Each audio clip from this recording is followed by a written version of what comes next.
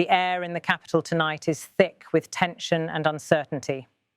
At a televised press conference, President Nicolás Maduro stepped before the cameras and declared something that many observers had feared, but few expected to hear confirmed so directly.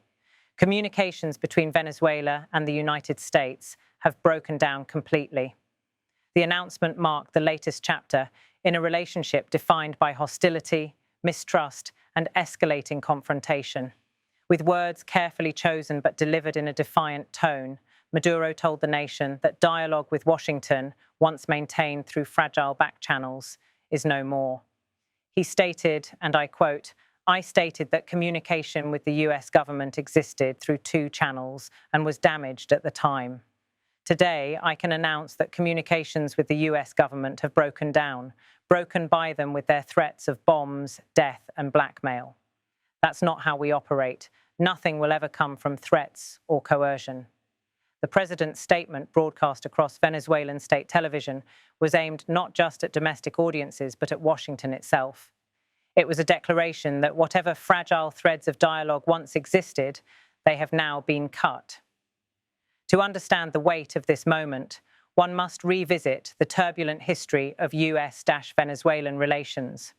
For decades, Caracas and Washington maintained a relationship driven by oil, commerce, and geopolitical pragmatism. But since the rise of Hugo Chavez and his self-styled Bolivarian revolution, those ties have steadily eroded. Chavez cast himself as a challenger to American influence in Latin America, denouncing Washington's policies while forging alliances with nations like Russia, China, and Iran. When Chavez passed away in 2013, Nicolás Maduro inherited not only the presidency, but also the deep fractures in Venezuela's relationship with the United States. Maduro positioned himself as Chavez's ideological heir, vowing to defend the revolution and resist what he described as foreign meddling. Under President Donald Trump, however, tensions reached a boiling point. Trump openly recognized opposition leader Juan Guaidó as Venezuela's interim president in 2019, backed sanctions that crippled the nation's oil industry, and repeatedly hinted that all options were on the table, a phrase widely interpreted to include military action. Now, with Trump once again in the White House, the confrontation has sharpened. Just days before Maduro's announcement, the US dispatched 8 warships to the southern Caribbean. Officially described as an expanded anti-drug operation, the deployment was seen in Caracas as a show of force designed to intimidate. For Maduro, the presence of American destroyers so close to Venezuelan waters was nothing short of a provocation. By declaring communications severed, Maduro sought to flip the narrative. Instead of appearing cornered, he projected defiance, insisting that Venezuela would not bow to what he called threats of bombs and blackmail. For supporters at home, many of whom view Washington as an aggressor responsible for their country's economic suffering, the message resonated. But beyond Venezuela's borders, the collapse of dialogue is cause for alarm.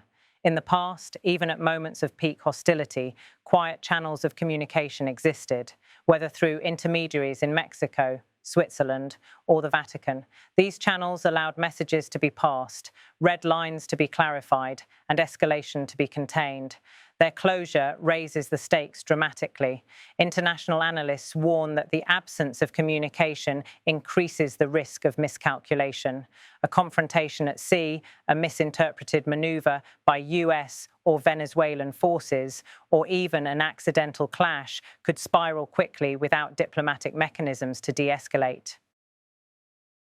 The crisis must also be understood against the backdrop of Venezuela's internal challenges. Years of economic collapse, hyperinflation, and mass emigration have eroded living standards. Millions of Venezuelans have fled, creating one of the largest migration crises in the Western Hemisphere. For Maduro, confrontation with Washington provides a convenient political tool. By framing Venezuela's plight as the result of US aggression rather than mismanagement at home, he rallies nationalist sentiment and consolidates control. Yet the reality is far more complex. US sanctions have indeed battered Venezuela's economy, cutting off vital oil revenues. But corruption, poor governance, and authoritarian crackdowns have also contributed to the nation's decline. The result is a population trapped between external pressure and internal dysfunction. The breakdown in communication also comes at a sensitive geopolitical moment. The United States, under Trump's leadership, has re-embraced hardline tactics in Latin America, echoing Cold War-era strategies. Venezuela, meanwhile, has tightened ties with Moscow, Beijing, and Tehran. Russian military advisors have been spotted in Caracas. Chinese loans continue to prop up the state. Iranian tankers, defying US sanctions, have delivered fuel to Venezuelan ports. In this context, Venezuela is not merely a regional issue. It is a flashpoint in the broader contest between Washington and its global rivals. For Latin American neighbors, the situation is deeply unsettling. Colombia, Guyana, and Brazil all share borders or maritime disputes with Venezuela, and any escalation risks spilling across boundaries. The Caribbean, often overlooked in global geopolitics, is suddenly the stage for a high-stakes confrontation. At the United Nations, diplomats have urged restraint, but without direct dialogue between Washington and Caracas, the ability of multilateral institutions to mediate is severely limited. Past attempts by the European Union, Norway, and regional blocs, like the Organization of American States, have yielded few lasting results. As the confrontation intensifies, ordinary Venezuelans remain caught in the middle. For them, Maduro's declaration does little to alleviate the daily struggles of finding food, medicine, or reliable electricity. Many are skeptical of both Washington's intentions and their own government's narrative. Yet in times of crisis, leaders often rely on external enemies to rally support. By cutting ties, Maduro reinforces his claim that Venezuela is under siege and that unity is the only path forward. For the United States, the calculation is equally complex. Trump's administration argues that Maduro's regime is illegitimate and corrupt, accusing it of links to drug trafficking and organized crime. By escalating pressure, Washington hopes to weaken Maduro's grip and possibly force a transition. But history shows that such strategies rarely produce quick results. Instead, they risk entrenching authoritarian leaders who thrive on portraying themselves as victims of imperial aggression. And so, the standoff continues. With warships stationed in the Caribbean and no communication between governments, both sides are locked in a dangerous game of brinkmanship. Maduro insists that threats will achieve nothing. Trump, for his part, has shown no inclination to soften his approach. In the coming weeks, the world will watch closely. Will a regional mediator step forward to reopen dialogue? Will US naval operations remain symbolic, or could they edge closer to confrontation? And how will Venezuela's people, already burdened by crisis, endure another round of geopolitical escalation?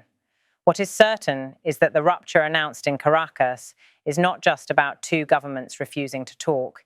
It is about a breakdown of diplomacy at a moment when diplomacy is most needed. It is about the closing of doors, the hardening of rhetoric, and the narrowing of options.